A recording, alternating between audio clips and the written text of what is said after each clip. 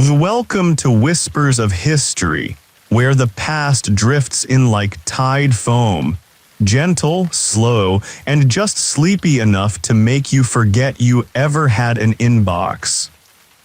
And tonight's story comes from the corner of the mythological world, the overlooked shelf where stories with absolutely no wars, prophecies, or epic betrayals live. Yes, we're going there. A myth so quiet you may fall asleep before she even finishes her first sentence.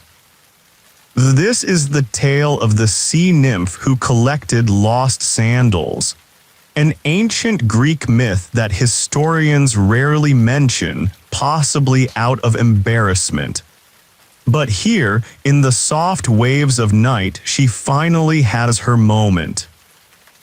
Before we begin, take a moment to like this video if your eyelids are already heavy. Subscribe if you'd like more sleepy sagas. And comment below where you're watching from and what time it is. Because someone out there is dozing in Tokyo while someone else is still doing dishes in Michigan. Now stretch your toes, nestle into your pillow. And let's ease into tonight's journey. The sea is unusually still this morning. You're floating near the rocky edge of a forgotten island, the kind that doesn't even show up in Poseidon's registry. The water smells like salt and lemon thyme, and it glitters with the kind of light poets try to describe but end up just sighing over. You drift closer, past a stone ledge where barnacles argue in absolute silence. Above, an olive tree leans out like it's trying to whisper gossip to the tide. Now this is where you find her. She doesn't announce herself. No harp flourish, no echoing voice that says, "Behold," just a girl within her hair seated on a boulder inspecting a sandal. It's not even a fancy one. The leather's worn and it's missing one of the little bronze toe clasps.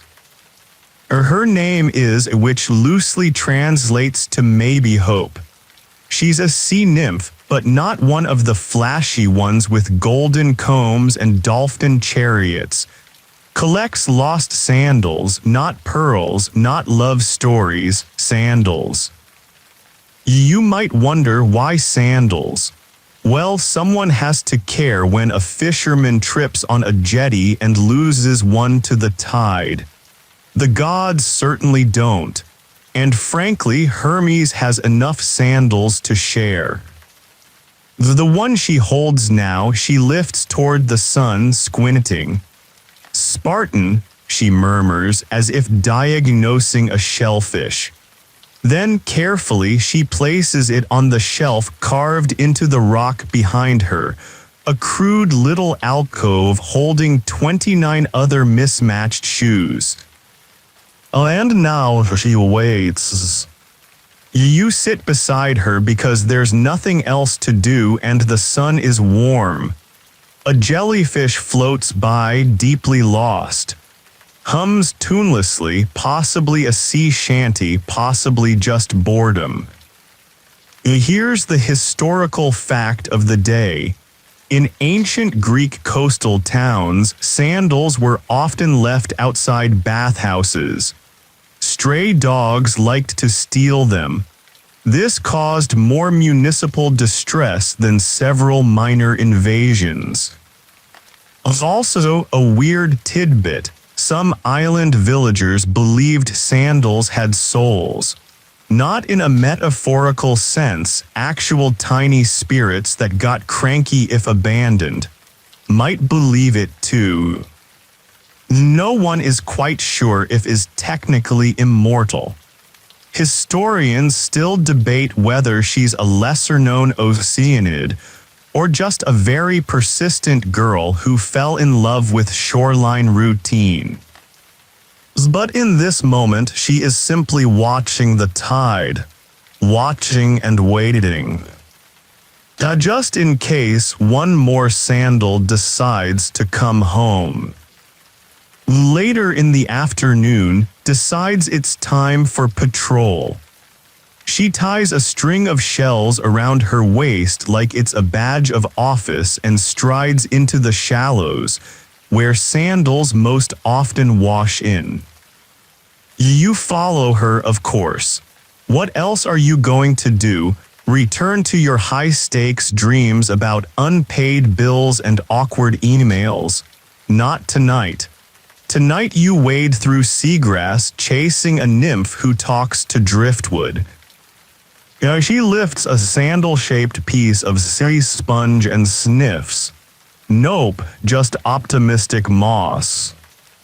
Though the sea is gentle, curling around your ankles like a cat that's just a little too aloof to purr. In the distance, a fish sneezes. Probably. Pauses at a tide pool. There's a crab sitting suspiciously on a sandal strap. They stare at each other for a long moment. Eventually, the crab backs away. A diplomatic victory. The sandal is child-sized, bronze-studded and waterlogged, holds it to her cheek like she's listening for footsteps. From Naxos, she says with a nod of reverence. A very forgetful island. This might sound absurd, but ancient children's sandals are rare archaeological finds. Most didn't survive time or tantrums. One sandal fragment found near a Cycladic site had a poem scratched into the sole, something about figs and goats and missing dinner. Scholars still don't know if it was a warning or a complaint. You help her rinse the sandal and tuck it into her woven net bag. She thanks you with a sideways smile, brief but sincere.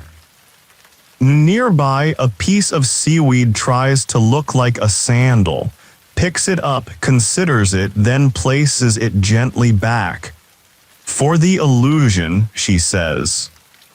The sun droops lower, and golden light spills across the water like honey over a marble floor. You're both quiet now, walking the shoreline with the slow pace of people who know the tide has its own timing. And people always lose things when they're rushing, she says after a while. Sandals, sure, but also days, lovers, whole years. Well, you nod because somehow that makes too much sense. A cormorant lands nearby with the grace of a falling potato, bows to it. Messenger of sandals, she whispers, the bird does not acknowledge her. There's one last find before dusk. A right sandal, thick-soled and patched, likely belonging to a traveling potter or a philosopher with bad arches. Lifts it triumphantly, a genuine spark in her voice. From Corinth. Then with sacred ceremony and a hum that sounds suspiciously like theme, she adds it to her collection. Though the wind shifts, you shiver a little, notices and offers you a kelp-wrapped stone to sit on. It's shockingly comfortable. Night begins to stretch across the water like a slow yawn, traces a circle in the sand with her toe. I think I'll dream of left sandals tonight. Now you smile not because it's funny, but because it's enough. Tomorrow more sandals might come, or they might not, but the sea keeps whispering and will keep listening. Morning again. Not that mornings here arrive with trumpets or rooster calls, just a slow fade-in of color, as if the sky's brightness knob was being turned up by someone half asleep. You wake up next to a pile of driftwood that vaguely resembles a chaise lounge. Is already up, braiding strands of seaweed into something that could either be art or mild compulsion. "A big day," she says solemnly, holding up a tiny shell sandal she made overnight. "We're expecting company." You look around. The ocean appears empty except for a particularly large jellyfish doing absolutely nothing. "Who?" you ask. She says he delivers messages in bottles. Terrible penmanship but delightful presence. You've met stranger things, possibly in line at the DMV. While waiting, decides it's time to clean the shrine. That's what she calls the sandal shelf now. It's grown 35.5 sandals line the ledge, arranged by size, origin, and mysterious energy. Yes, she insists some of them hum. Today's historical fact. Ancient Greeks often left sandals as offerings to gods at temples, especially when asking for safe travels or painless corns. One votive sandal discovered near a shrine to Apollo had a carved inscription, "Please help me not walk in circles." Interpret that however you wish. The cleaning process involves whispered apologies and a brush made from the tail of a very cooperative fish. You help by humming softly and pretending not to knock over sandal 12. It was already tilting. Probably. A weird cultural tidbit. Some seaside communities in antiquity believed lost shoes were actually stolen by Nereids, the spirits, who used them to guess human character. Which means somewhere a Greek sea spirit judged a person entirely by their flip-flops. As works, she tells you, is technically a demi-spirit of tide misdirection. He gets lost often but insists it's creative wandering. Historians still debate whether was a real sea messenger or just an excuse used by scribes to cover missed deadlines. She adds, tying a bow of sea twine around the smallest sandal. Then, as if summoned by whimsy, a bottle bobs into view. You both rush into the surf, snatches it up, holds it to her ear like it might whisper. "This one's got a poem," she says. "Hope it's better than last week, ode to a wet sock." As she uncorks it, a scroll slides out, soaked but legible. To the nymph who holds the shoes. I lost mine running from bad news. Though they were brown, sincere, and tight. Last seen at sea one anxious night. Alexis hails, this one gets it.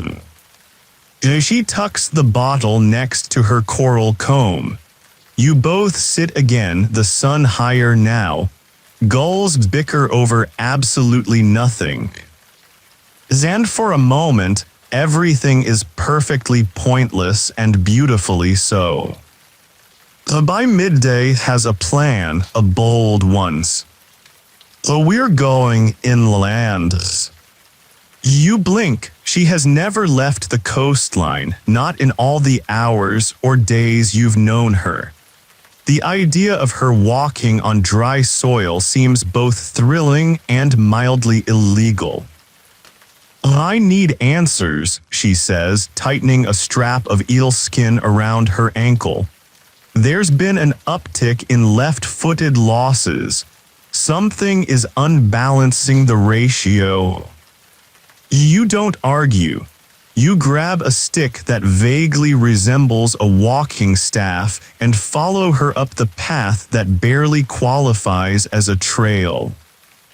Though the terrain is gentle, a meadow of sleepy thyme and forgetful daisies greets you. Somewhere a tortoise is pretending it's busy. This section's historical fact. Some Greek nymphs were believed to inhabit not just rivers and seas but meadows and glades. Their territory shifted based on mood, seasonal vibes, and possibly whether or not they liked their neighbors. Pauses often to smell mint, to examine acorns, to make declarations like, "This is definitely sandal country." As after a while you reach a shepherd's stone hut, though there's no shepherd in sight. Just a crooked chair, a hanging gourd, and a single sandal resting on the doorstep. The gasps of fresh deposit. It's a right sandal, new polished, a suspicious lack of wear. She leans closer, sniffs. Sage, olive oil, anxiety. Though the sandal doesn't belong to the shepherd, it was left here, possibly on purpose. You know, she murmurs. Some say sandals walk back to their owners if you leave them under a fig tree during a full moon. This is your obscure cultural tidbit, the fig moon technique. No one can prove it worked, but a few sandals reportedly vanished overnight this way. Others were just eaten by goats. Picks it up, holds it against the sky. This one's searching, it hasn't finished its journey. She places it in her net gently. Historians still wonder if these rituals were just early lost and found systems with religious overtones, she says. But I say, why not both? You sit for a while under the fig tree. It doesn't speak, but the wind through its branches sounds suspiciously like snoring. Eventually, you both head back to the sea. The sun follows behind like a lazy assistant. Hums a song about sandals who find their way. You don't recognize the tune, but it fits the rhythm of your steps. When you return to the shoreline, a crab is waiting beside a sandal you hadn't seen before. Bows, thank you, sentinel. The crab does not respond, but it does not deny its title either. As evening curls in again, wrapping itself around the shoreline like a sleepy cat with damp fur and no intention of moving. You sit with near the shrine, watching her rearrange the arrivals. It's a process she treats with a level of care usually reserved for weddings or museum openings. This one, she says, holding up the sandal from the fig tree, wants to be here, but only for now. You nod like this is perfectly normal, and by now it sort of is. The sandals are organized by mood tonight. Hopeful, furious, unresolved, and definitely stolen. The historical fact for tonight: Greek travelers often left footwear at the entrance of temples as both a symbolic shedding of ego and a practical way to not track mud on sacred marble. Some temples reportedly had racks just for sandals. Not to be confused with shoe theft, which was also very common. It dusts off a flat piece of coral and balances two children's sandals on top. They like being near each other, she says softly, then blinks as if surprised she said that aloud. Offshore, the sea is dark now. a silky stretch of ink punctuated by lazy bubbles and the occasional glimmer of something with fins that minds its business. And here's your obscure cultural tidbit. In one small fishing village near Delos, it was believed that throwing an old sandal into the sea could banish bad luck. However, if it washed back up, you were stuck with that luck forever, plus a soggy sandal. Ta doesn't believe in bad luck. She believes in directional tides and clumsy humans. I once found 7 left sandals in a single week, she says. A philosopher's retreat had a sandal thief. No one suspected the goat. You smile sleepily. A goat sandal thief feels right somehow. And historians still argue, she continues, about whether these stories were metaphors for moral lessons, or just excuses to explain very bad footwear decisions. The wind begins to hum again, sighs brushing her fingers along the edge of her collection. You know, she says, leaning back on her elbows, no one writes songs about sandals. Swords, yes, ships, absolutely, but not the thing that quietly carries you there. You think maybe someone should. A distant wave crashes with a sound like applause. Tonight you dream of sandals. Not metaphorically, actual sandals. Hundreds of them dancing across marble steps, skipping through thyme fields, lining up politely to be reunited with their owners. You wake to throwing pebbles at a seagull. He's been mocking me since sunrise, she explains. The gull screams once and flies off. Victory. She looks energized, possibly from the dream she had about a sandal made of sun-dried fig skin that glowed in moonlight. That's a real thing, she insists. You don't argue. Today's plan, revisit a cave she once found sandals in a decade ago or maybe last week. Time moves oddly around sea nymphs. The cave is tucked beneath a cliff draped in ivy that's clearly faking humility. It opens with a soft growl of damp air and the scent of forgotten things. Inside, everything echoes. Your footsteps, your thoughts, even your indecision about whether that rock looks like a face. It does, but don't tell it you noticed. The historical fact for the day. Some Greek myths describe sea nymphs retreating into sea caves during storms, not just for shelter but for ceremonies. Offerings were placed on stone altars, including sandals tied with reeds, said to guide the spirit safely through tempests. You find nothing grand inside this cave. Just moss, dripping water, and a small collection of objects left behind by people who probably didn't mean to part with them. A half-buried sandal near the back makes gasp. It's covered in algae, but its shape is elegant, delicate. A dancer, she whispers. She left in a hurry. You help her unearth it. The leather is still soft, somehow. As she turns it over, a tiny seashell falls out. And here's your obscure cultural tidbit.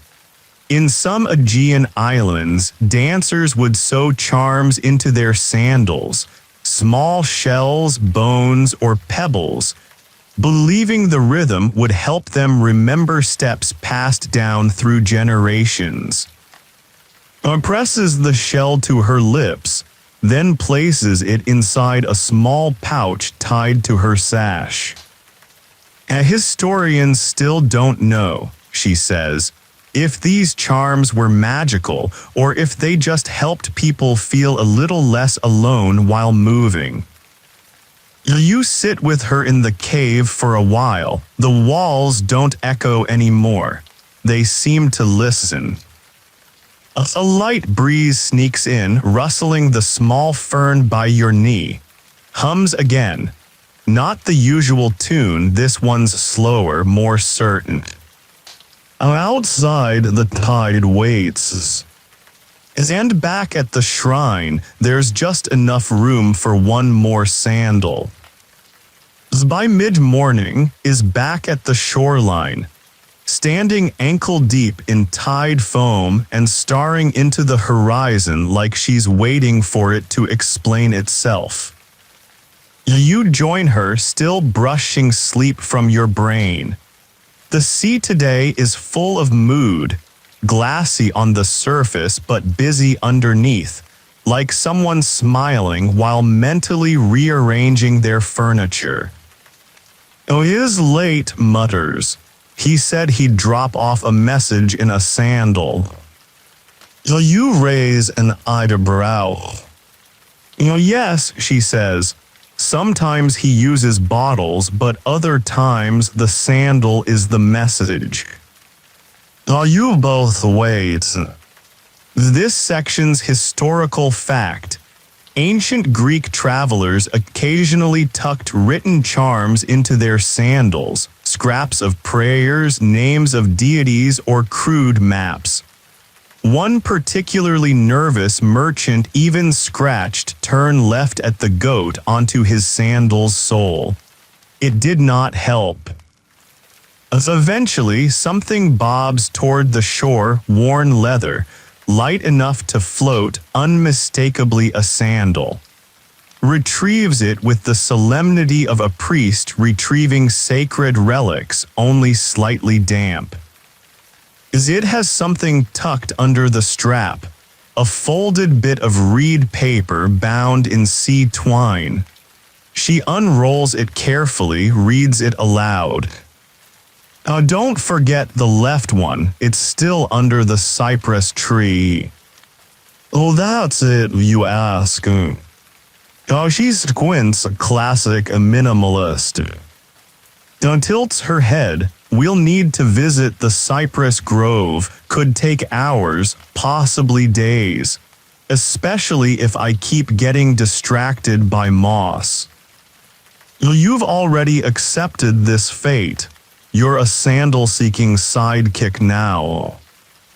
Before you go, places the sandal on the shrine. Message or not, everyone gets honored. Here's your obscure cultural tidbit. On the island of Kea, some elders claimed sandals had seasonal moods. In summer, they were more likely to wander off. In winter, they stayed close, clinging to hearths like sleepy cats. Historians still wonder, says as she ties her sash, if stories like these were metaphors for people's own restlessness, or just an elaborate way to explain laundry theft. You begin walking. The path winds upward through sagebrush and scattered bee noise. Talks about sandal energy, and you nod at appropriate intervals, enjoying the kind of silence that doesn't need to be filled. Somewhere above, a cypress tree is hiding a left shoe, and possibly a forgotten promise. You reach the grove by late afternoon. It smells like old wood, dusty sunlight, and the kind of secrets trees keep by just not saying anything. The cypresses stand tall and theatrical, like green-robed nobles who watched all the good drama centuries ago and now refuse to gossip about it. Steps carefully, scanning the earth like it might be pretending not to know something. "Oh, there," she whispers. A lone sandal peeks out from beneath a twist of gnarled roots. It's caked in dry dirt, frayed at the strap but still whole, still very much left. She picks it up like greeting an old friend, gently brushing it off with her fingers. This was part of a pair. You remember the right one we found 2 days ago? She asks. You do, from the shepherd's hut. They're from the same journey, she says softly, but lost in different places, separated by intention or accident. Today's historical fact. In several Greek myths, sandals served as clues to identity. One of the most famous involves Theseus, who retrieved his father's sword and sandals from beneath a rock before heading off to, poor decision-making. As cradles the reunited sandal pair, she hums again. This time, it's a tune that sounds almost like a lullaby, if lullabies occasionally included the word arch support. Your obscure cultural tidbit. In certain mountain regions of ancient Greece, a sandal left at a crossroads was believed to carry a message to the gods, especially Hermes. The trick was leaving it with the heel pointed toward your destination, so the message wouldn't walk away from you. Historians still debate, says, whether these rituals were meant as real communication or just a poetic way to say, I give up. You help her place the left sandal beside its partner. She ties them together with a thin vine and places them in her net. The grove seems to exhale. A breeze rustles the branches in a way that sounds approving. You both rest for a while beneath one of the older trees. Leans back and sighs, her voice barely above the hum of wind through pine. The funny thing about sandals, they always point in two directions. Toward where you've been and toward what you haven't reached yet. While you close your eyes, the path back can wait. The journey back to the sea is slower. Not because your legs are tired, though they are, but because insists on stopping to show the newly reunited sandals every flower, rock, and curious squirrel along the way. They've missed a lot, she explains. Being separated does that. You don't argue. It's the kind of logic that only makes sense in places where nymphs collect shoes, and the air smells like thyme and half-remembered lullabies. The sky has started its gentle fade to evening, that golden phase where shadows stretch like lazy cats, and the light makes everything look like it belongs in a painting someone meant to finish. This section's historical fact: the ancient Greeks had a word for the emotional sense that a worn object had witnessed part of your life. Sandals passed down between generations were sometimes buried with their owners, not for utility, just because they'd been there. Stops at a stream, kneeling to rinse the sandals gently. She whispers to them while she works, not words you recognize, but something in the tone feels soft, familiar, like someone remembering the lyrics to a childhood song. Shoes carry more than feet, she says. They carry stories too: mud, regret, hope, maybe blisters. She hands one to you, the left one. It feels oddly warm, as if it remembers something. Here's your obscure cultural tidbit. In one forgotten mountain cult, so obscure it may have been just a family with strong opinions. It was believed that sandals could absorb grief from their wearer. When the grief became too much, the sandals would slip off by themselves, find the sea, and start over. Now you look at the sandal in your hand with new respect. A historian still can't agree, says, on whether this was mystical thinking or just a very creative excuse for being barefoot on rocky roads.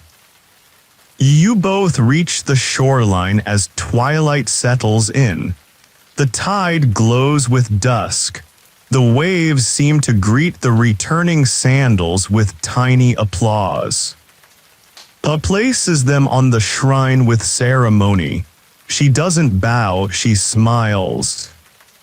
Together again, she whispers, for however long they choose. The next morning brings a storm. Not the theatrical, shipwrecking kind. More of a moody, indecisive drizzle with flashes of wind that seem to argue with the trees. The sea sloshes against the rocks like a dog shaking off a bad dream. She stays inside her sea cave, building what she calls the annex. You help, by which we mean you hold driftwood while she mutters about shelf integrity and stormproofing. Well, we're getting more sandals, she explains. I can feel it, there's a migration coming. A migration of sandals, that's a thing now. And today's historical fact. In some coastal ports, lost sandals were common enough that markets set aside orphan of mismatched footwear where you could search for your lost one or adopt a stray. It was both practical and, weirdly, a minor social event. I used to visit those piles, says, hammering coral into place with a smooth stone. Once found 5 rights in a row, all with the same curve, same story. Now you ask what that story was. She shrugs, someone kept running away. Raindrops drum lightly on the rocks above. The sound is steady, hypnotic. You close your eyes for a moment too long and dream of sandals hopping single file across cliffs. One slips, another waits. When you wake has finished the annex. It's charmingly crooked, shaped like a shell had a growth spurt. She's already placing new arrivals inside. You didn't hear, she asks. 3 sandals washed up during the rain, all from different islands, all left. Here's your obscure cultural tidbit. In one remote fishing village, left sandals were believed to contain unfinished dreams. If you found one, you were meant to sleep with it under your pillow. Whether this actually worked or just made for uncomfortable nights remains unconfirmed. Historians still argue, adds, whether these sandal stories were passed down through oral tradition or just invented to keep kids from throwing shoes in the sea. You help her stack the arrivals gently, each in its own carved alcove. And then, just as the storm clears, a rainbow appears. Brief, faint, but entirely real. I don't chase rainbows, says, but sometimes I think sandals do. The sun returns as if it never left, sliding lazily back into place like a cat reclaiming its favorite warm spot. The air smells like damp stone, salt, and the faint citrus of wild herbs that probably have complex opinions about the weather. This is already ankle deep in tide pools by the time you wander out. She's poking around with a long piece of driftwood, muttering, "Not a sandal, not a sandal, definitely a sea cucumber pretending to be a sandal." You offer to help, and she hands you a net woven from seaweed and stubbornness. "I dreamed of a sandal last night," she says casually. "Gold-laced from Rhodes, size 9, very opinionated." This section's historical fact: wealthy Greeks sometimes wore sandals decorated with precious metals or dyed leather in colors that declared status.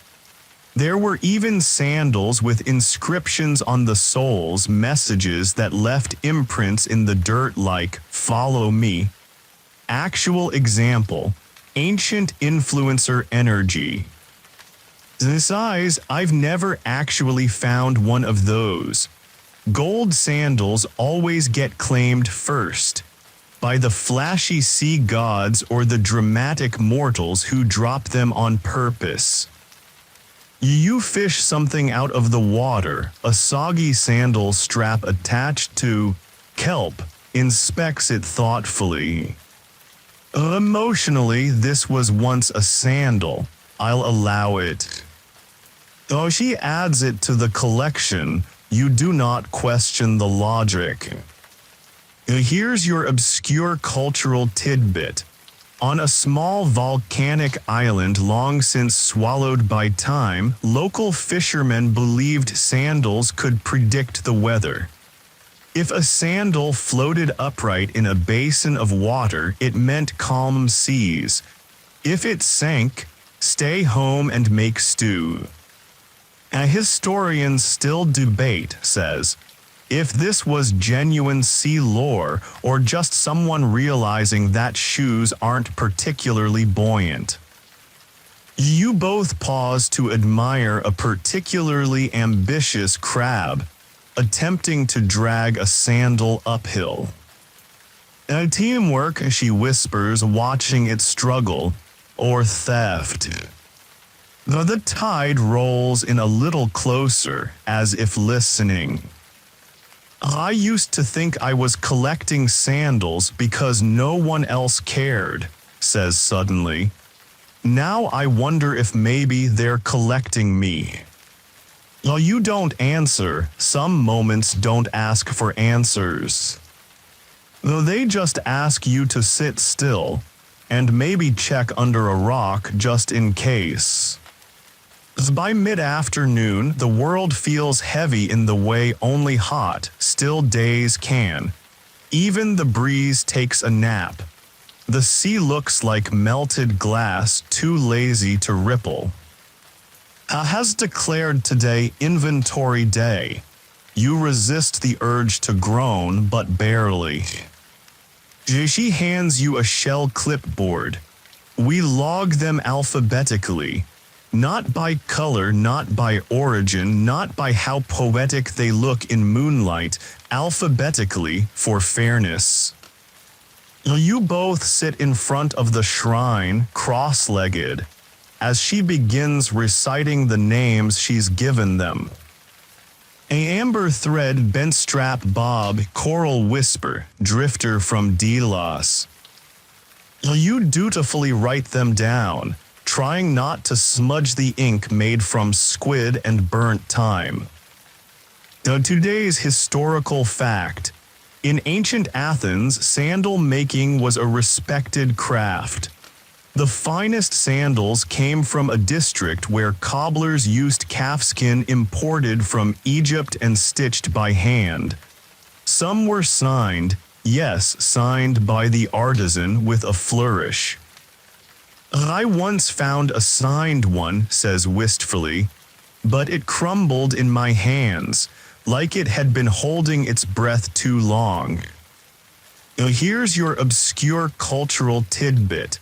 In one faded myth no one really teaches anymore, there was a minor god who measured human lives in sandal steps. Every 1,000 paces he added a pebble to your fate jar. When it was full, well, let's just say you stopped walking. Historians still argue, notes, pausing between goat-kicked gladiator and Hermes' mistake, whether that god was real or just a poetic excuse to sit down more often. You reach traveler and pauses. Looks at it with something like reverence. That one was the first, she says. I found it before I even knew I was collecting. It floated in after a red tide, smelled like cinnamon. I kept it without thinking, which may be how everything starts. You glance at the sandal, it doesn't look special. But it hums, not in sound exactly, more in presence. Like it remembers. And then just as you write down the last entry, Zeno's favorite, a sandal washes ashore. Stands up, doesn't move, just smiles. They always know when they're knighted. The newly arrived sandal is soaked, soft with travel, and missing its heel strap entirely, as though it tore itself free from something mid-sprint. Lifts it like an old letter found in a drawer. Left foot, she murmurs. Rushed departure, smells like myrrh, and she pauses, sniffs again, and misplaced loyalty. You're not entirely sure how a sandal smells like misplaced loyalty, but the longer you sit beside her, the more it makes sense. This section's historical fact: ancient Greek couriers, especially those delivering messages between city-states, often carried extra sandal straps with them. Breakage was common. An entire courier could be delayed for hours by a single snapped loop. One famous delay led to a minor war treaty being missed by half a day.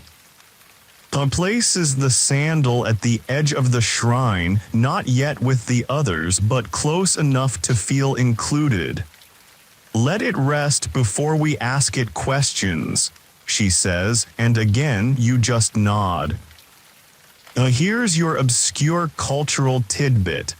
Some families in Thessaly used to bury a child's first broken sandal under the threshold of their home. They believed it would bless the child's future journeys, or at least keep the next pair from snapping during a storm. Historians still don't agree, remarks, stretching her legs out across the sun-warmed stone. Whether these rituals were spiritual protection or just a reason to avoid stepping on tiny ghost sandals. The breeze arrives, not to cool things down but to carry a hush. Lies back, her hair spilling like ink across the rock. Do you think people know when they've left something behind, or does the sea decide for them? You don't know, and that seems to be the right answer. You spend the afternoon rearranging the shrine, not because it's needed, but because some days quiet organizing is the closest thing to peace.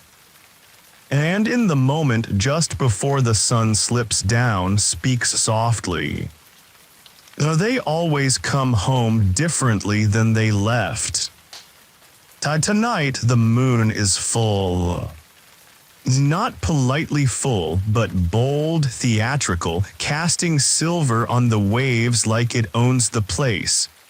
Seems different under this light, quieter, but also more certain. Like someone remembering how to dance after years of only watching. She doesn't sit by the shrine tonight. She wades into the shallows instead, the tide licking at her ankles, her arms open as though expecting an arrival. You follow slower, the water is cool and honest.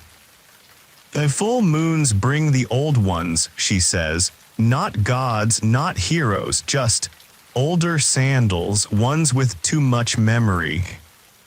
You stand beside her in silence. Then you see it gliding in like a secret. A sandal, weathered beyond age, crusted with salt and threadbare with time. It looks barely held together by its own narrative. Retrieves it with reverence. This one walked through too many endings, she says. You can tell it's tired. Today's historical fact. During funeral rites in some ancient Greek regions, the deceased were symbolically unshod before burial, sandals removed and placed beside them. It was believed they'd no longer need to walk, and their journey to the underworld would be unburdened. She holds the sandal close to her chest. This one's not here to return, it came to rest.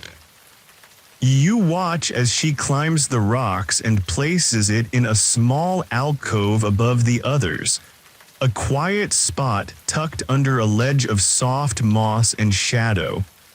The kind of place stories sleep when they've been told too often. And here's your obscure cultural tidbit. A faded legend tells of a woman who walked the length of the coastline for 100 days, leaving one sandal at each village she passed. They said she was chasing someone she never named. Her sandals became omens. When one washed ashore, it meant a farewell was overdue. Historians still debate, adds, eyes still on the resting sandal, if she ever found who she was chasing, or if the walking became the point. Though the moon spills across the water in ribbons now, sits beside you, neither of you speak. Eventually she whispers, even sandals need a soft place to stop.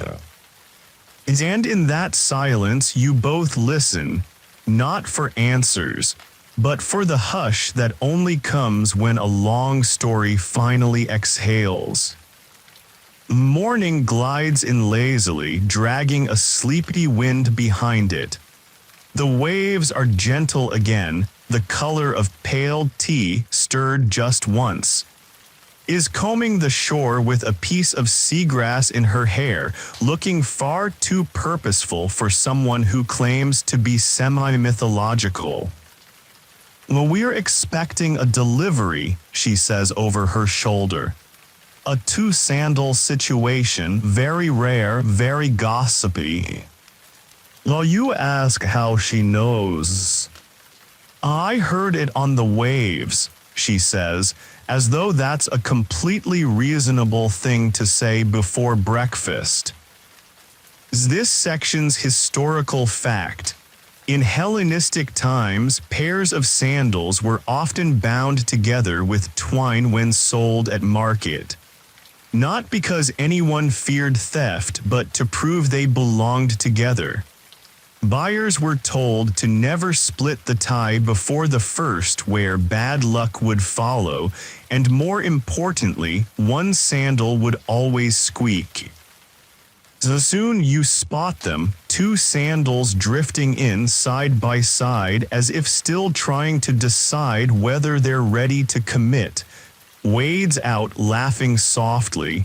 They're arguing, she announces, about who got left behind and who left first. You fish out the left, it's pale leather, smooth from use. The right is slightly darker, tougher, worn in different ways. They don't look like a match, you say. They're not, she replies, but they tried. She lays them out in the sun. Not on the shrine, not yet, she wants to let them breathe. Here's your obscure cultural tidbit. Some coastal festivals featured toss a game where participants hurled worn-out sandals into the sea while shouting names of regrets.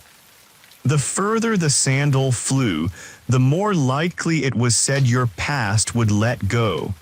Some sandals apparently didn't travel very far. Historians still wonder, muses, if those were real rituals or just very therapeutic littering. She arranges the pair under a rock arch where they face the sea together. They may not be twins, she whispers, but they finished the same journey. And as the sun climbs higher, you feel oddly proud of them. Like cheering on an old couple that still bickers but never stops holding hands. Spends the afternoon making sandal tea. No, really, she claims it helps read the tides. You're skeptical until she hands you a shell cup and the brew smells like thyme, salt, and a suspicious amount of sandalwood. Technically not from sandals, she clarifies, but inspired by them. You sip cautiously. It tastes like nostalgia and dirt with a whisper of lemon.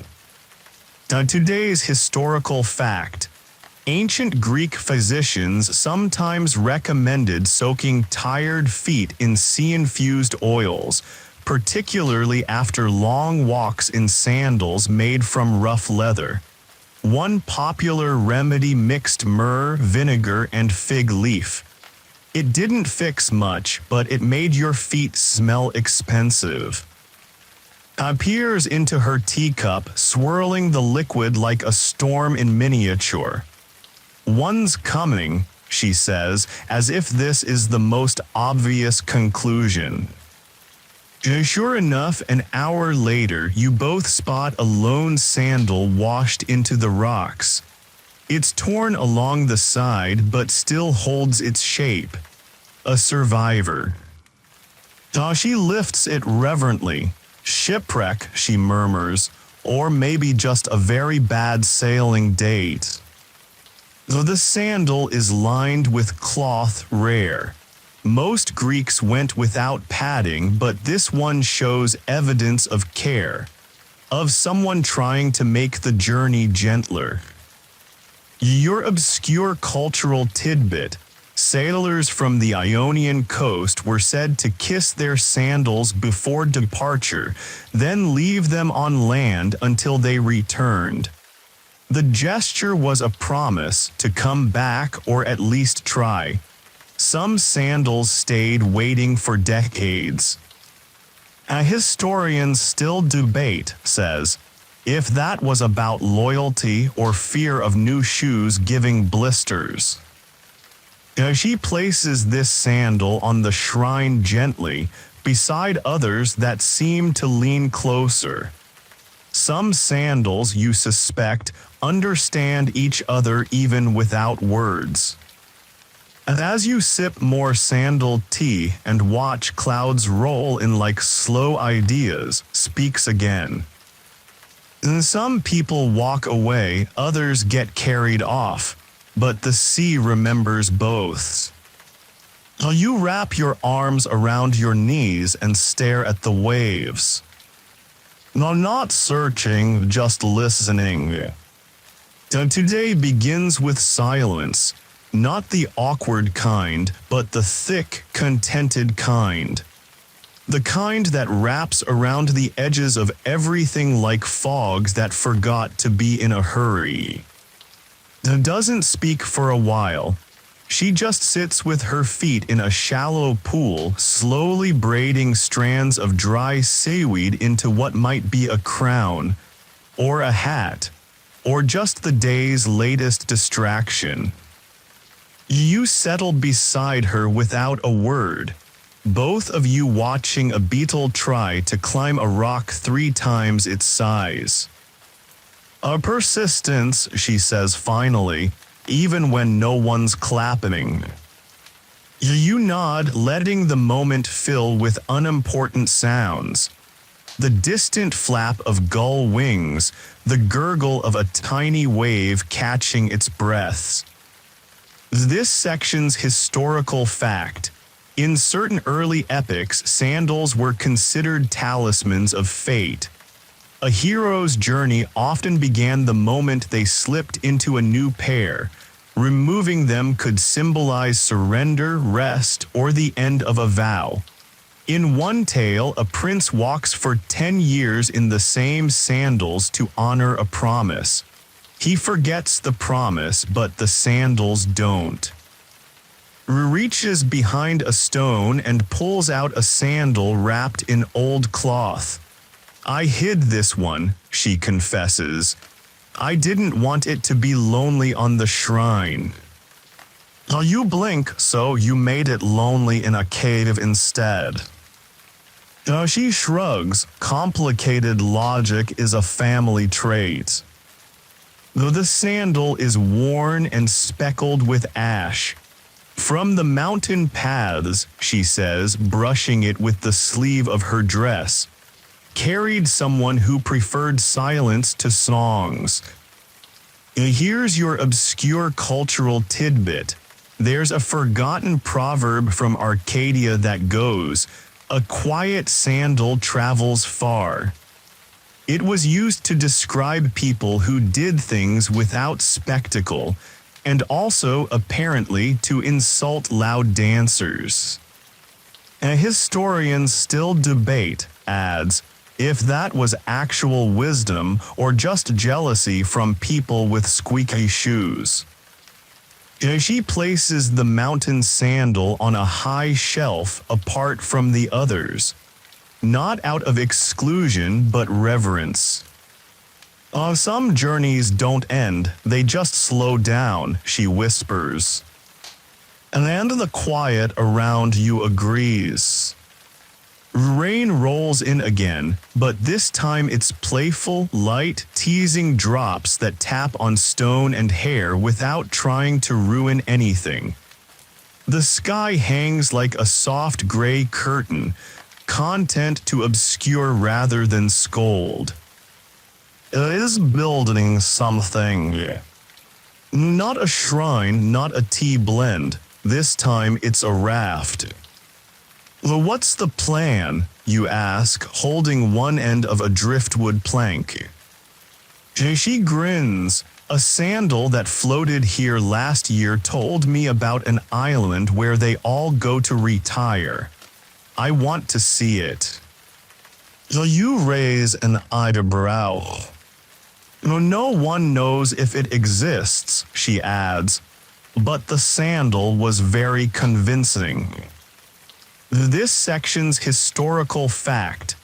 Some sailors believed in mythical islands where lost things drifted and gathered, sandals, letters, memories. These ideas found their way into early maps, marked with phrases like "Here be absence" or "Shoes of the west wind." Though the raft is not exactly seaworthy, it creaks like it has complaints, but adds seaweed ropes and a flag made of stitched sandal straps.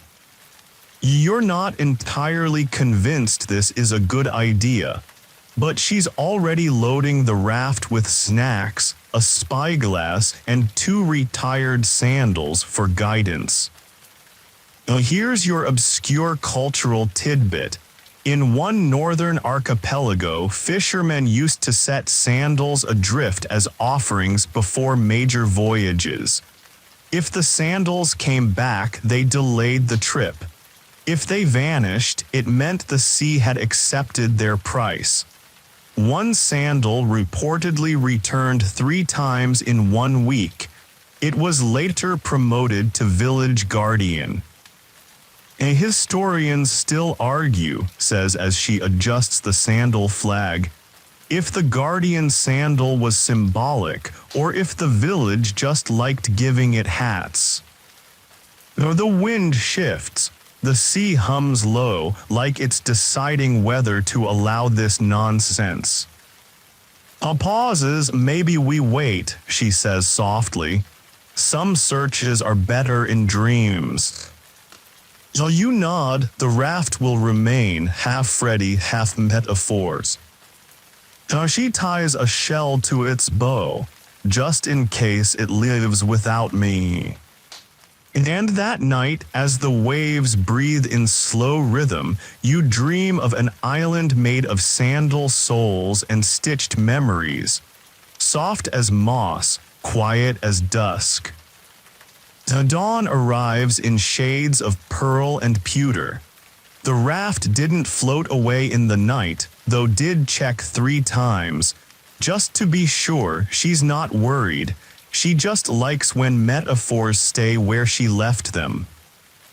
You eat breakfast under a salt-weathered arch, both of you sharing dried fruit and a piece of bread so stale it might qualify as a building material. Breaks hers in half and offers a chunk to the sea. For any Sandals still deciding. This section's historical fact. In certain coastal rituals, food was left near the shoreline for wandering spirits of the sea.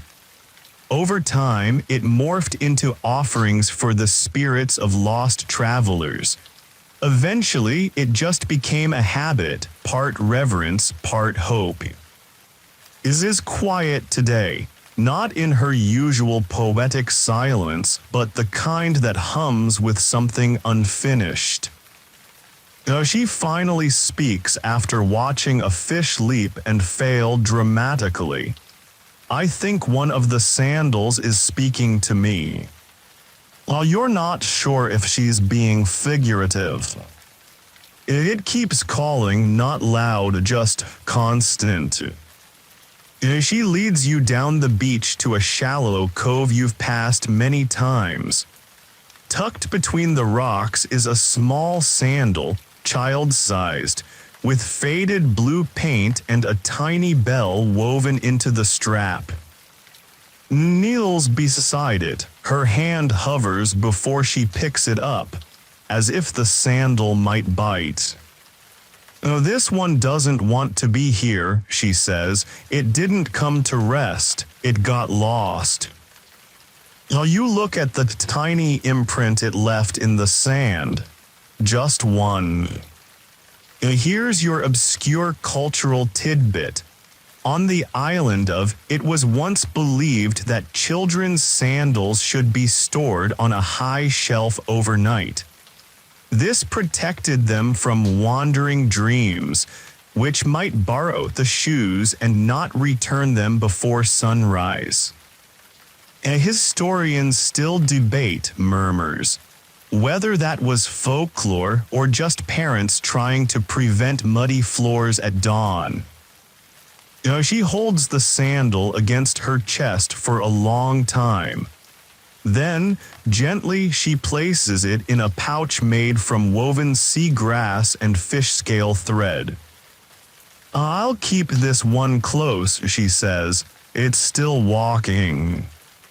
You both walk back slower than usual, not because of distance but out of respect. So some Sandals aren't done telling their story. The wind has shifted. You can feel it in the way the waves approach differently, lower, steadier, like they're carrying a message but aren't quite ready to deliver it. Sits beside the shrine, mending sandal straps with a needle made from sea urchin spine and thin kelp thread. She works with the intensity of someone repairing not just an object, but a memory. This one belonged to someone stubborn, she says, nodding at a half-stitched sandal with cracked edges and deep sole grooves. They dragged their feet but always got where they needed to be. You offer to help. She hands you a sandal that's missing its heel but has a decorative spiral etched into its strap. Today's historical fact. Some Greek artisans decorated sandals not just for vanity, but to mark social standing or trade. Spiral patterns often denoted association with seafarers or those who worked in coastal temples. Some even had sandals blessed by priests before voyages. And this spiral, says, wasn't for style, it's a marker, a sign that they knew the tides. She threads your sandal slowly, guiding your hand. The act is meditative. Neither of you speaks for a while, until a curious eel pokes its head out from a tide pool to watch.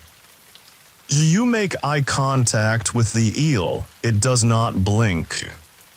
Observers, says, there are always observers, even when you think you're alone. Here's your obscure cultural tidbit. On the island of there was a story about a sandal that walked itself home. Supposedly, it had waited so long for its owner to return that it simply decided to go find them. The locals treated it as a saint, built it a small shrine, and offered it olives every spring. Historians still argue, says, if it was allegory or if someone really just had a very determined sandal. The day winds down slowly. The shrine glows softly under the weight of twilight. And as the last stitch is tied, places the mended sandal in the center of the shrine. Not the top, not the edge. The middle, she says, where things meet. You look at it and realize it's not perfect, not fully whole, but it is ready. And sometimes that's enough. Today decides to give the shrine a name. You can't collect this many stories without calling it something, she says, brushing sea foam off a sandal like it's a sacred relic.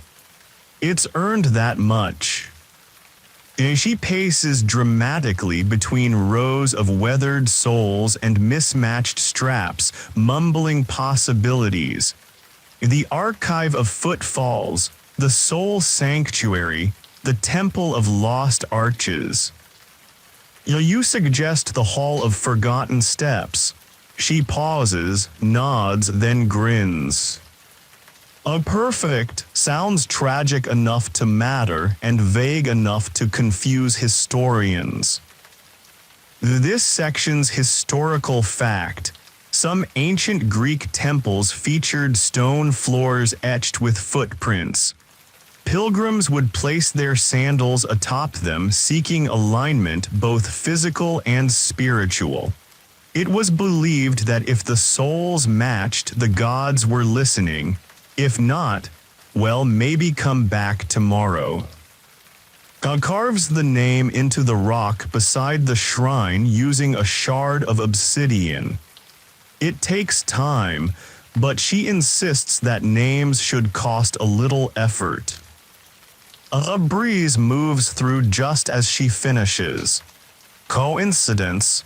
Maybe, or maybe even the wind appreciates a good title. Here's your obscure cultural tidbit. In a ruined village on the Anatolian coast, archaeologists once found sandals arranged in a circle beneath a layer of volcanic ash. Some believe it was a protective ritual. Others think it was an impromptu shoe exchange gone very, very wrong. And historians still argue, says, rubbing sea clay into the carved letters, whether those sandals were facing inward for unity or just because no one wanted to walk first. Later, she lights a candle made from fish wax and crushed herbs. For dedication, she says. The shrine, the Hall of Forgotten Steps, glows warmly even in the fading light. You sit there long after the sun vanishes, surrounded by the silence of worn-out things that still matter. Not useful, perhaps not shiny, but still here. I still held. Though the next morning a gift arrives. Not from the sea. This one is delivered by a heron, tall and annoyed-looking, who drops a sandal beside and then flies off with what can only be described as dramatic disgust. "We'll watch as it go. Herons have terrible bedside manners," she mutters. The sandal is narrow, white, and tied with what looks like ribbon made from papyrus fiber. Delicate but unmistakably used. She turns it over gently. This walked on temple floors, polished stone, maybe danced once, definitely new rhythm. Today's historical fact. In some temple rituals, dancers performed barefoot or in thin sandals designed specifically for sacred choreography. These dances weren't entertainment, they were offerings. Movements passed down through generations, meant to please the gods or honor the seasons. You imagine someone slipping quietly into this sandal before stepping onto marble warmed by sunlight, knowing their footfalls were prayers. Holds the ribbon to her cheek. This one came back on purpose, not lost, returned. She doesn't place it on the main shrine, not yet. Instead, she creates a new space nearby, a flat stone wrapped in kelp and lavender twine, a returning place. This, she explains, is where sandals come when they've seen what they needed to see and want to rest, but not forget. Here's your obscure cultural tidbit. One ancient school of philosophy believed that every object experienced its own form of memory. Sandals, in particular, were said to remember warmth, each step stored in the leather like soft echoes. When the leather was gone, the memory faded but never fully left. Historians still debate, adds, whether that belief was metaphysical insight, or just ancient people noticing that shoes mold to your feet better when you wear them with love. She places the white sandal on the new stone and steps back. The air seems lighter, like someone exhaled after holding their breath for years. And for a while no one speaks. Not the wind, not the waves, not even the gull perched above pretending not to care. Some sandals don't wash up broken. Some return because they know the way. This mood today is, well, let's call it storm adjacent. Not angry, but vaguely electric. The kind of mood that suggests either inspiration is brewing or she's about to rearrange all the sandals again just because. She's standing knee-deep in a rock pool, eyes closed, hands out. Listening, she says, before you can ask. To what? To which sandal is lying? Of course. This section's historical fact. In some Aegean trading cities, sandals were marked with seals, literal wax or lead emblems to prove their origin or ownership. This was mostly to prevent theft at bathhouses, but also to track sandal-making guilds. One recovered seal bore the inscription, "For walking, not wandering." So finally opens her eyes. There's one that doesn't belong. You both head toward the shrine where she inspects each sandal like a detective with a flair for the dramatic. Finally, she stops at one, a dark, sleek sandal that looks too polished, too composed. This came from a palace, she says, but it's pretending to be humble. She sits cross-legged beside it and waits, as if the sandal might confess. Here's your obscure cultural tidbit. Some myths speak of sandals, gifts given to deceive. Worn only once, they would mimic the wear of a well-traveled pair, tricking fate into thinking you'd already taken a journey you'd only imagined. Historians still debate, adds, if this was about fate or just people trying to impress someone without doing the actual walking. She lifts the sandal carefully and places it on a separate rock. We'll let this one decide what it wants to be. You sit beside her. The waves whisper, the sky stretches. A small crab walks by with a sandal strap on its back like a cape. You both salute it. And then somewhere the wind chuckles. Because even sandals can have secrets. The wind is restless tonight. Not loud but fidgety, like a child pretending to be asleep. It is stringing sandal straps between driftwood poles, turning the beach into something between a gallery and a clothesline of old decisions. They need to talk to each other, she says. Compare stories, argue about roads. You help knotting the frayed end of a sandal that once belonged to a traveler from Thebes, at least according to. He had a limp and terrible taste in poetry, but very loyal feet. This section's historical fact. In symposiums, Greek guests would remove their sandals before reclining. The sandals were left in hallways where slaves or servants kept them organized. In wealthier homes, sandals were even perfumed. Because nothing says refinement like floral-scented footwear. Weaves a garland of kelp and discarded sandal ties, then hangs it like a banner over the archway. We're not celebrating, she says.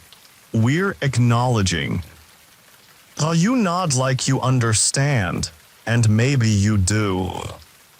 Here's your obscure cultural tidbit. A fragment of a lost play describes a chorus of sandals that speak in unison, lamenting being left behind by their owners. It was meant to be comic relief. Audiences reportedly cried anyway. Historians still argue, notes, if it was truly tragic or just really good writing. You sit beneath the straps, watching them sway like tired flags, plucks one and holds it to her ear. This one squeaks when it lies, she whispers. The sandal falls with a soft thunk behind you. You both look. It's not from the display, it's new. They small. I want us assuming. No decoration, no story, yet.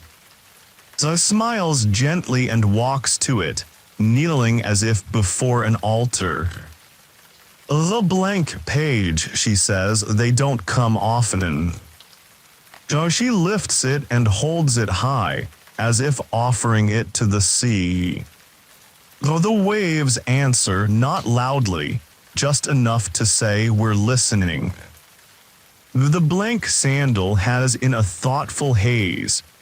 She places it in a shallow bowl made from half a conch shell, then sets it on a stone pedestal surrounded by smooth pebbles and old sea glass. I'm not giving it a story, she says. Not yet. Let's see who it becomes when no one's watching. You try to walk away quietly, but the sandal creaks just a little. It's the softest, loneliest sound, like a sigh that didn't mean to be heard. This section's historical fact: ancient Greek children often wore very simple sandals, flat, unadorned, fastened with knotted string. But wealthier families would sometimes commission their child's first pair from temple artisans, believing sacred hands would bless the first steps. The sandal would then be preserved, never worn again. I wonder, murmurs, how many steps this one might take given the chance. Though she doesn't speak to it like the others, she just keeps it near. Quiet company, the kind you don't have to entertain. Now here's your obscure cultural tidbit. In a Thessalian village long abandoned by maps, there was a tradition of whispering a wish into a new sandal before its first wear. If the sandal survived until the sole wore thin, the wish was believed to have taken root somewhere along the path. Historians still debate, adds, whether this was a spiritual practice or just a creative way to encourage shoe maintenance. You find her later scribbling symbols in the sand. Not letters, just loops, arrows, and little footprints. I'm practicing paths, she says, in case someone forgets where they meant to go. That night she places the blank sandal near her sleeping mat, not for protection, not for ritual, just to keep it company. Some sandals, she believes, dream before they walk. The sea is in a mood, not angry exactly, more like dramatic. Waves roll a little louder, gulls flap like they've had too much seaweed tea, and even the tide seems to rush in with purpose. Stands with her arms crossed, squinting into the horizon. Oh, they're coming, she says. Oh, you ask who? The ones who've been gone too long.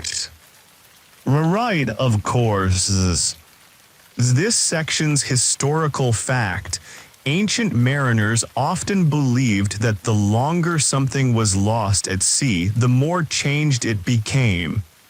Time and salt transformed not only the object, but the story around it. A sandal lost for a day was careless. A sandal lost for a year, that became legend. And sure enough, something bobs into view. Not one sandal, not two, a cluster. Gasps softly, a reunion. You help gather them, 5 in total. Mismatched, miscolored, misshapen, but there's a pull between them, like scattered parts of the same sentence finally finding their punctuation. They belonged to a troupe, explains, a group of performers who once danced across the coast. Every island, every port. She lines them up on the beach, careful to face each one the same direction. Here's your obscure cultural tidbit. In a now-lost coastal manuscript, there's a story of traveling actors who wore coated sandals. Each pair had a symbol stitched under the toe: comedy, tragedy, wind, or flame. The direction the symbol pointed in dictated how their play would end. And historians still argue, says, whether it was true dramaturgy or just a way to keep performances fresh for bored audiences. Though the troupe's sandals rest on the shrine now side by side, they're not perfect. Their tired, stitched, waterlogged. But they are homes. And as the sea smooths out again, places a single ribbon across them all. Let the applause reach them, she whispers. No one claps, but the breeze does brush the shrine just enough to make it sing. It's its laundry day, or at least its version of it, which mostly means rinsing sandal straps in tide pools and declaring war on barnacle buildup. She hands you a soft bristled brush made from sea sponge and driftwood. Gentle strokes, she instructs. They've walked too far to be scrubbed like frying pans. You spend the morning side by side, scrubbing quietly while hums an off-key tune that might be ancient or might be improvised. This section's historical fact: Greek households, particularly coastal ones, would sometimes host a cleansing day before large gatherings or festivals. This included not only washing garments but polishing footwear and retwisting sandal cords. Clean sandals were said to attract good omens and, more importantly, avoid bad smells in crowded spaces. Pulls out a sandal coated in dried algae and tiny white shells. This one's been through something, she murmurs. She starts cleaning it slowly, revealing faint carvings along the strap. Not letters, just grooves, patterns like waves. It knew the rhythm of the sea, she says softly. Here's your obscure cultural tidbit. One forgotten island tradition involved carving simple lullabies into sandal leather, patterns meant to be read with fingers during travel. It was believed to calm nerves during storms or long separations. No two songs were ever the same. Historians still debate, adds, whether it was therapeutic or just a poetic way to fidget. You place the last cleaned sandal in the sun to dry, watching how the light catches on the worn soles like small memories catching their breath. It flops back onto a patch of warm stone. Sandals carry so much dust, she murmurs, but it's never just dust, is it? While you shake your head. Its places, regrets, laughter, pebbles that got stuck and never left. And on this slow, quiet day, you help them all breathe again. That night, the wind is warm and a little strange, like it forgot whether it was invited. It sits at the shrine, surrounded by candlelight made of glowing kelp oil. She holds a sandal in her lap like a pet that hasn't decided if it wants to stay. This one belonged to someone who always left early, she says.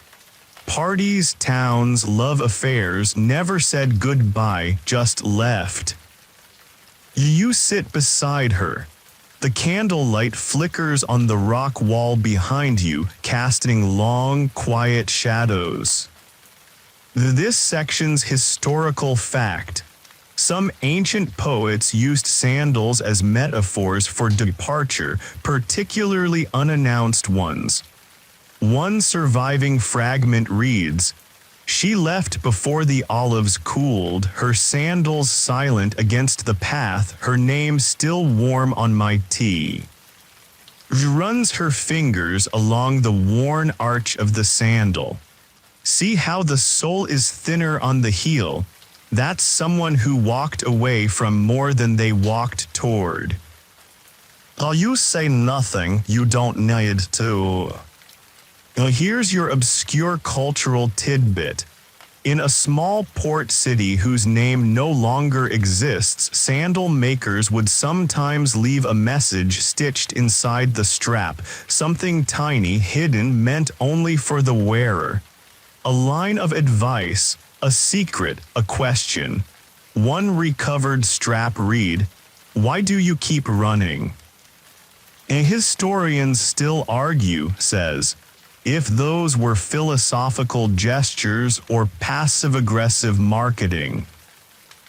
She wraps the sandal in soft cloth and places it in a clay jar filled with wild thyme.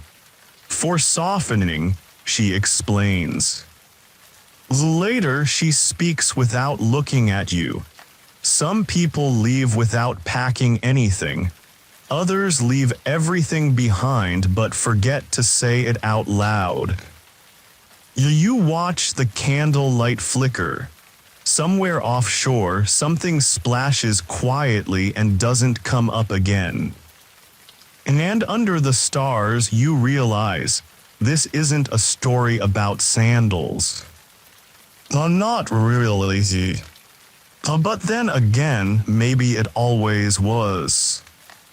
The sun rises slow, like it's giving you both time to prepare for something.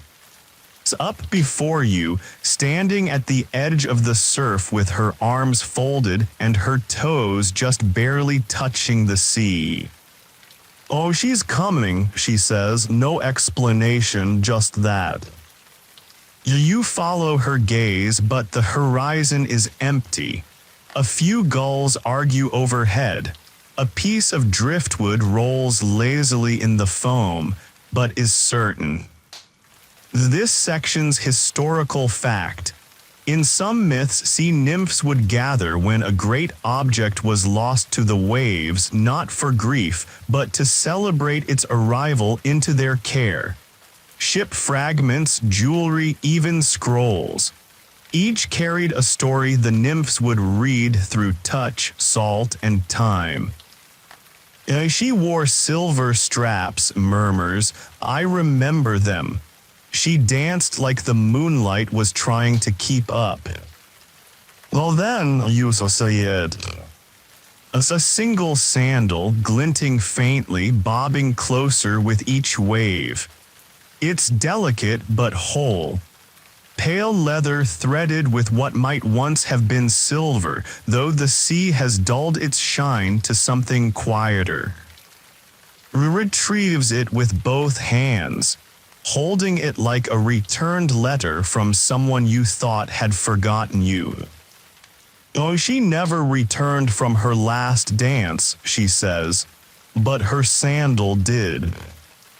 Now here's your obscure cultural tidbit. In one island tradition, when a dancer passed away, her favorite sandal was set adrift during the full moon, believed to carry her final steps out to sea. If it returned to shore, her spirit was said to be at peace. If not, she was still dancing somewhere. Historians still debate, adds brushing sand from the silvered strap, whether it was mourning or just hope shaped like a habit. She places the sandal near the returning place, but not quite in it.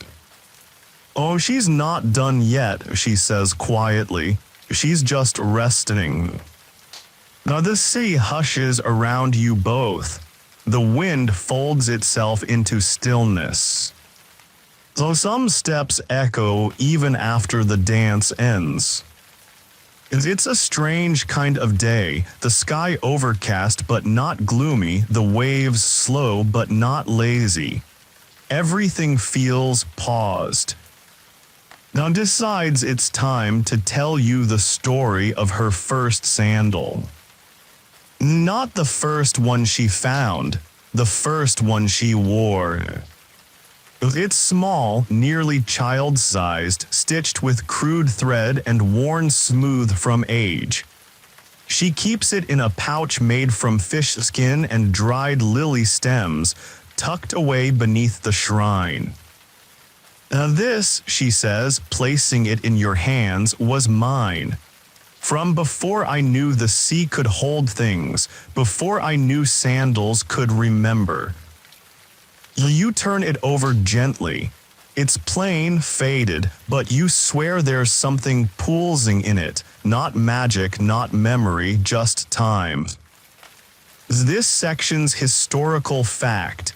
In rare cases, personal objects, sandals, combs, rings, were buried with nymph effigies in local shrines, meant to tie them to the land. The idea was not to bind them, but to keep them from drifting too far from the stories they'd once touched. I left it behind once, says, thought I was done with it. But it floated back 3 days later, full of sand and soaked with moonlight. Here's your obscure cultural tidbit. A fragment from an ancient nymph poem describes a sandal that refused to sink. It floated across islands, through storms, and back again, always finding its way home. Some said it had a compass stitched beneath the leather. Others said it had a reason. Historians still argue, adds with a faint smile, if that poem was an ode to love or just really stubborn footwear. She places the sandal back into its pouch and gently pats the earth above it. I keep it close, not to remember but to stay found. You sit beside her until the sky shifts into gold. And in that silence, you realize something. You've stopped looking for the end of the story. You're just walking with it now. The tide is whispering again. That low, rhythmic hush that feels like it knows something you don't, but it's not quite ready to share. Stands barefoot in the damp sand, watching a wave trace the same line again and again. She doesn't look at you when she says, I think we're almost done. With what you're not sure, the shrine, the collecting, this long, slow conversation with the sea. Not done like endings, she clarifies, as if hearing your thoughts. Done like a step you can't unstep. This section's historical fact. In some ancient city-states, shoes were ceremonially removed before taking certain oaths, particularly ones involving exile or return. The gesture meant your feet no longer belonged to the land, or perhaps that the land no longer trusted them. Kneels to draw something in the sand with her finger. It's a simple spiral. Then she places a sandal in the center, worn, cracked, tied with reed cord. She walked away from everything she knew, says. Didn't run, didn't rage, just turned and walked. You don't ask who she's talking about. The answer might be too large or too small. Here's your obscure cultural tidbit. There once existed a festival on a vanished island where participants reenacted their lives in reverse, walking backward in their oldest sandals to symbolically undo regrets. Most only made it a few steps before falling over, which apparently meant you were forgiven. Historians still debate, says, whether it was sacred ritual or just a really good excuse to laugh at each other. The sun begins to fall behind the waves. She doesn't move. We'll keep collecting, she murmurs, but I think the story about to rest. She stands, brushes sand from her knees, and gently lifts the spiral sandal from the ground. For the ones who turned back, she whispers, even if only in dreams. Tonight brings out the bells. It's small and sea-worn, shaped like a snail shell, and tied with a frayed bit of silk that used to be gold. She hangs it above the shrine, just high enough to catch the occasional breeze. Well, what's it for, you ask? Farewells, she says, not the dramatic kind, the real kind. The kind that arrive as whispers, not storms. You sit with her as the stars blink one by one into being. A sandal is nestled in her lap, neat, precise, untouched by sea or time. This one never made it to the road, she says. They bought it, maybe tied the first knot, then changed their mind. This section's historical fact: sandals were often gifted before major life changes, marriage, travel, war. But sometimes they were never worn. Archaeologists have found perfectly preserved pairs buried under thresholds wrapped in linen. No one knows if it was ritual or regret. This one, murmurs, stroking the strap, was packed with hope, and then left behind when hope turned into something quieter. You offer your hand. She places the sandal in it like a blessing. Here's your obscure cultural tidbit. In some lesser-known myths, sandals that were never worn were said to become guardians of choice. Kept near doorways, they protected the house from unwanted change, or perhaps reminded those inside what they had once wanted. Historians still argue, says, whether these tales were magic or just a way to grieve gently. The bell chimes softly, not from wind but from something else. She doesn't look up, just whispers one more step. And you feel it, not sadness exactly, not ending. Just the sensation of something long held finally being placed down. Carefully, kindly. Some sandals were made to walk. Others were made to wait. And all of them have stories. Morning again, but softer this time, like even the sun knows to tread lightly, is quiet. The kind of quiet that doesn't ask to be noticed, only shared. She's folding seaweed into small satchels, placing a sandal in each one with care. It's time, she says. Some of them are ready to go back. You pause, you'd never really considered that maybe sandals don't always stay. That some of them, even after all this, still have places left to be. She ties each satchel closed with kelp twine, marks them with symbols drawn in squid ink, circles, spirals, soft lines like footprints in fog.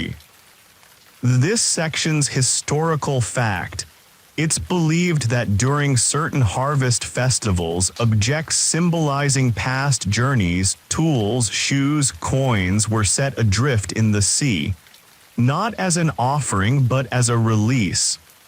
A way to say, you've served your story, go rest where you choose. You help her line the satchels along the shoreline. The tide is gentle, patient, like it's been waiting for this exact moment. One by one, the sea lifts them. Not quickly, not hungrily, just lovingly. They're not being lost, says, they're being trusted. Here's your obscure cultural tidbit. In a nearly erased dialect once spoken on a remote island near Crete, the word for sandal was the same as the word for memory, carried silently. Linguists still argue whether it was a coincidence, or the most accurate naming in history. And historians still debate, adds, watching the last satchel disappear over a silver ripple, whether letting go is an ending or the next beginning's quiet first breath. So the beach is a little emptier now, but not in a sad way. It's in the way a shelf feels after you finally return a borrowed book. While you sit beside her, neither of you speaks. Though there is nothing left to say, and somehow that says everything. The shrine is smaller now. Just a handful of sandals remain, resting in the curve of the rock like they've always belonged there. Brushes her fingers along the stone. We never name the last one, she says. It's not a rule, just a kindness. You nod, of course. She picks up a sandal so worn it's more whisper than leather. No straps, just suggestion. This one walked through grief, she says. Didn't speak of it, just kept moving. She holds it close, then sets it gently on the highest ledge. No ceremony, no speech, just a placement that feels final without being farewell. This section's historical fact. In a burial mound on the coast of the Peloponnese, one skeleton was found with a single sandal beside it. Just one. Experts couldn't explain why. Some said the other was lost. Some said it was offered. Others said maybe, just maybe, it was never meant to be a pair. Now doesn't try to explain the last sandal. She just rests her hand over it and exhales. Now here's your obscure cultural tidbit. In the rare fragments of a lost poetic cycle, there is mention of a sandal that, once placed down in silence, allowed its wearer's dreams to finally stay still. Historians still argue, she whispers, whether that was sleep or peace. Though the wind is still, the sky is soft gray. Turns to you with a tired, tender smile. We're ready. You don't ask what that means, not now you already know. Though the shrine isn't empty, but it is complete. And so are you. Now the sea has quieted. The shrine, once overflowing, rests like a sleeping breath in the stone. You sit beside, shoulder to shoulder, watching the tide roll in with the patience of someone who's seen every version of goodbye. No sandals wash up tonight. None drift away. Though the sea is still but not silent, it hums like something full and finished. You lie back on the warm rock, watching stars appear one by one in the velvet sky. You count them not for the number but for the rhythm. A rhythm like walking, like sandals pressed into sand, like memory without weight. Hums something ancient, something low and kind and unfinished. Though the wind slips over your skin like a blanket tucked in by time. Though the candles burn lower, the sea exhales. And you feel it, not an ending, not a closing, but a soft pause. Like a page left open. Like steps still echoing even as you rest. Tonight you are not chased, not pulled, not undone. You are held, like a sandal once lost, and finally found.